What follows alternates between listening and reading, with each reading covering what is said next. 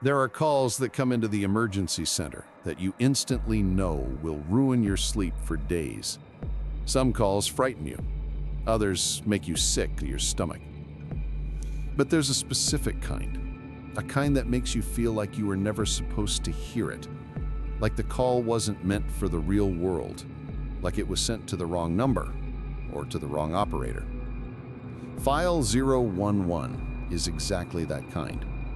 And to this day, I don't know why it landed on my desk. It was 2:14 a.m. when the silent alarm at the old Saint Adeline psychiatric home went off. The place has been abandoned for over 30 years. No electricity, no staff, no security guard.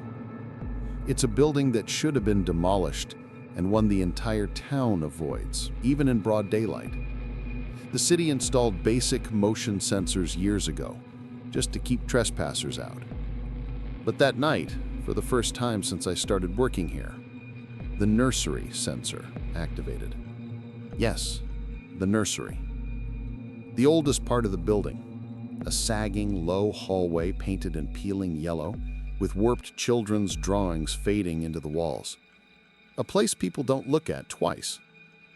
I dispatched the closest team. While they were on their way, I tried accessing the interior camera, but all I got was static. Light sputtering, crooked lines slicing the screen, and a sound I'll never forget. A soft tick, tick, tick, like something tapping metal over and over. The team arrived at the gate. Central, exterior intact. We're going in. I told them to keep the line open. Their footsteps crossed the courtyard, slow and careful. Even through the radio, I could hear the wind scraping through the dead trees. When they entered the building, the echo of their steps sounded wrong. Too slow, like the sound was taking an extra second to bounce off the walls and return. The team leader whispered, "The air in here feels heavier than last time." They walked down the mean corridor. The mold was so thick I swear I could smell it through the headset. Everything sounded muffled, as if the building itself was holding its breath. When they reached the double doors to the nursery, the radio snapped sharply, like someone cracking their fingers right next to the microphone. Officer Mariana said, "Central? The cradles. They're moving." "Moving how?" I asked. Her voice tightened. "Rocking. All of them. At the same time." The leader confirmed, "There's no wind here. No airflow. No reason this should be happening." And then the voices began. Whispers. Loud enough to push through the radio. But they weren't children's voices. They were replicas. Phrases from the team itself. Words they hadn't spoken that night. Sentences from old cases, perfectly repeated, down to the breath. One of the childish voices said, "Mariana, watch the door on your left." That line, I remember it, was said 6 months ago in a completely different incident.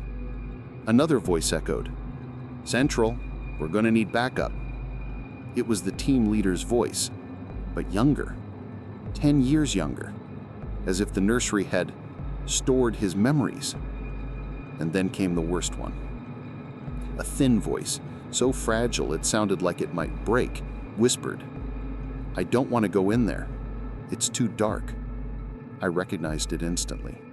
It was me, my voice, from when I was a trainee on my first field call. But no one recorded that moment. No one. The team shined their flashlights on the cradles. Every single one rocked on its own. Perfectly synchronized, pushing the air in the room like something was breathing with them. Mariana started crying and tried to step back. The cradles stopped. All of them. In the exact second she touched the doorframe. The radio went dead. Then an infant-like voice, but not human, spoke something new. Something no one had ever said before. "You came back." The phrase echoed. An echo impossible for a room that small. An echo that came from below. The team leader lifted his flashlight. That's when they saw it. At the far end of the nursery, where only shadows used to be, there was now a door that doesn't appear on any blueprint, not even in the original hospital documents. A narrow door, low, with peeling paint, covered in childish drawings, but every character was missing its eyes. Every single one. Mariana whispered, "That door wasn't there." And a voice replied, from inside the door, "It was." One of the cradles slid across the floor, not rocked, slid, as if pushed by something invisible, something strong enough to move it without making a single sound. The team leader's flashlight trembled. The door opened a few inches, and something placed a hand on the floor. But it wasn't a child's hand. It was an adult hand, thin, pale, with fingers far too long, stretched almost to the point of snapping. It braced itself and began dragging the rest of the body out. The team stepped back instantly. I screamed into the radio, "Get out! Now!" But the radio answered only with static. And in that static, children's voices repeated my orders seconds before I said them, as if anticipating my words. The thing crawled out of the door.